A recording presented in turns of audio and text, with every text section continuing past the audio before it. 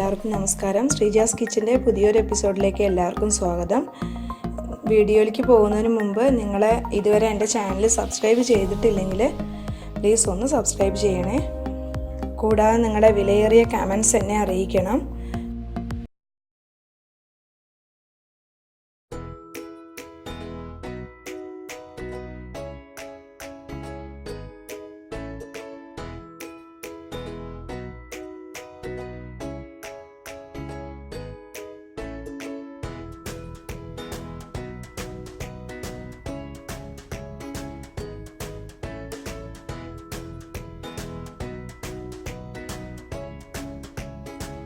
ഇന്ന് നമ്മൾ മത്തിക്കറിയാണ് വെക്കാൻ പോകുന്നത്.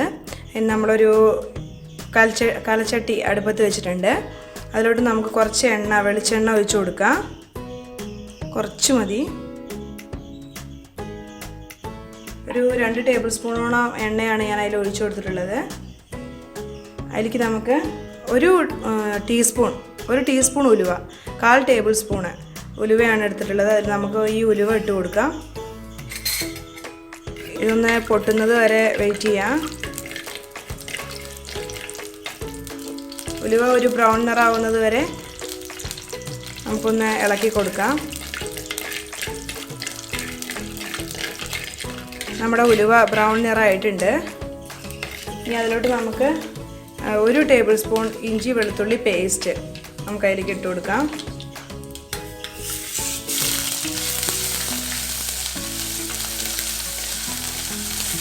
ഒരു ടേബിൾ സ്പൂൺ ഇഞ്ചി വെളുത്തുള്ളി പേസ്റ്റാണ് ഞാൻ എടുത്തിട്ടുള്ളത്.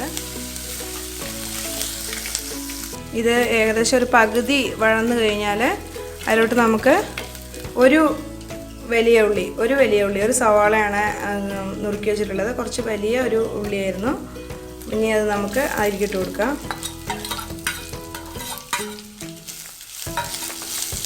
ഇതൊന്ന് ചെറിയൊരു ബ്രൗൺ നിറം വരുന്നത് വരെ നമുക്ക് ഒന്ന് വഴറ്റിയെടുക്കണം. ഉള്ളിലേക്ക് കുറച്ച് ഉപ്പിട്ട് കൊടുത്താൽ ഉള്ളി വല്ലാതെ ഡ്രൈ ആവാതെ നമുക്ക് വഴന്ന് കിട്ടും. ഇതിൽ കുറച്ച് ഉപ്പ് ചേർത്ത് കൊടുക്കാം. കുറച്ചാണ് ഇട്ട് കൊടുത്തിട്ടുള്ളൂ. അതിനുശേഷം മീനിട്ടതിന് ശേഷം നമുക്ക് ബാക്കിയുള്ള ഉപ്പുകൂടെ ചേർത്ത് കൊടുക്കാം. ഇതൊന്ന് വഴന്ന് വരുന്നത് വരെ നമുക്ക് വെയിറ്റ് ചെയ്യാം. ഏകദേശം ഉള്ളി വഴന്ന് വരുന്നുണ്ട്. ഇനി അതിലോട്ട് നമുക്ക് 1 ടേബിൾ സ്പൂൺ മുളക് പൊടി, 2 ടേബിൾ സ്പൂൺ മല്ലിപ്പൊടി, 1/2 ടീസ്പൂൺ മഞ്ഞൾപ്പൊടി, ഈ 3 സാധനങ്ങളും കൂടി നമുക്ക് ഈ ഉള്ളിലോട്ട് ചേർത്ത് കൊടുക്കാനുണ്ട്.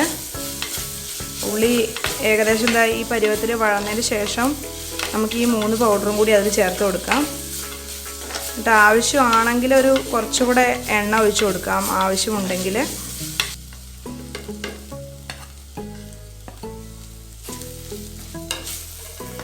ഇത് നല്ലോണം ഒന്ന് ഇങ്ങനെ വഴറ്റിയെടുക്കണം. എന്തിലും എണ്ണ പിന്നെ ചേർത്ത് കൊടുത്തിട്ടില്ല, അധികം എണ്ണ വേണ്ട വെച്ചിട്ടാണ്. 4 തക്കാളിയാണ് ഞാൻ എടുത്തിട്ടുള്ളത്. തക്കാളി കുറച്ച് അധികം എടുത്തിട്ടുണ്ട്. നമുക്കിത് ഈ തക്കാളി അതിലേക്ക് ഇട്ട് കൊടുക്കാം.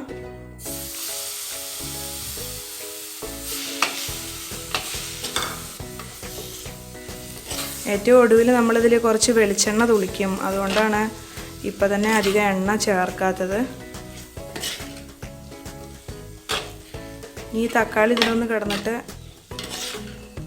വേവുന്നത് വരെ നമുക്ക് ഇളക്കി കൊടുക്കാം. തക്കാളി നന്നായിട്ട് വെന്തിട്ടുണ്ട് ഇപ്പോൾ.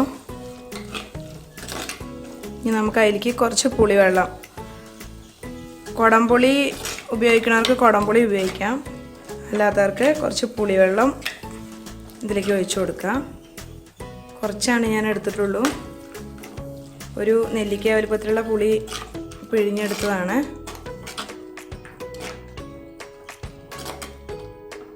ഇനി ഇതൊന്ന് തിളയ്ക്കുന്നത് വരെ ഇളക്കാതിരിക്കണം. ഗ്രേവി നന്നായിട്ട് തിളച്ചിട്ടുണ്ട്. ഇതിലേക്ക് നമുക്ക് മത്തി വേവുന്നതിനുള്ള വെള്ളം ഒഴിച്ചു കൊടുക്കാം.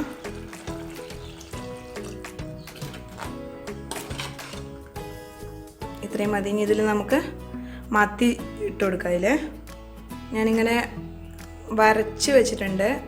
അതിൻ്റെ മേലെ കൂടെ നേരേക്കതിന് ശേഷം നമുക്ക് ഓരോന്നായിട്ട് ഇതിലേക്ക് ഇട്ട് കൊടുക്കാം.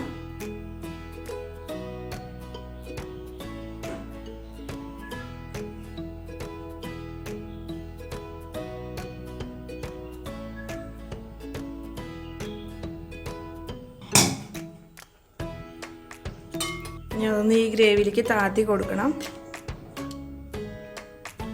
ഇതിൻ്റെ മുകളിൽ നമ്മൾ നേരത്തെ പൊളിച്ച് വെച്ചിട്ടുള്ള ഒരു 2-3 പച്ചമുളക് വെറുതെ നെടുകെ കീറി വെച്ചിട്ടേ ഉള്ളൂ. അത് നമുക്ക് അതിലേക്ക് ഇട്ട് കൊടുക്കാം.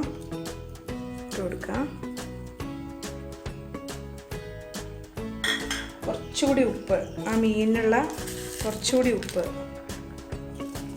കൊടുക്കാം. നന്നായി തിളയ്ക്കുന്നത് വരെ വെയിറ്റ് ചെയ്യണം, ആ മത്തി ഒന്ന് വേവുന്നത് വരെ. നമ്മുടെ മത്തിക്കറി ഏകദേശം ആയിട്ടുണ്ട്. പച്ചമുളക് നോക്കിയാൽ തന്നെ നമുക്ക് മത്തി എങ്ങനെ വന്നിട്ടുണ്ടോയെന്ന് വേഗം മനസ്സിലാക്കാൻ പറ്റും. ഇത്രയാണ് വേണ്ടുള്ളൂ. മത്തിക്കറി ആയിട്ടുണ്ട്.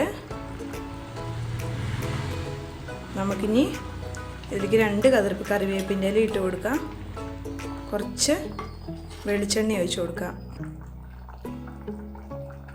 തീ ഓഫ് ചെയ്യാം.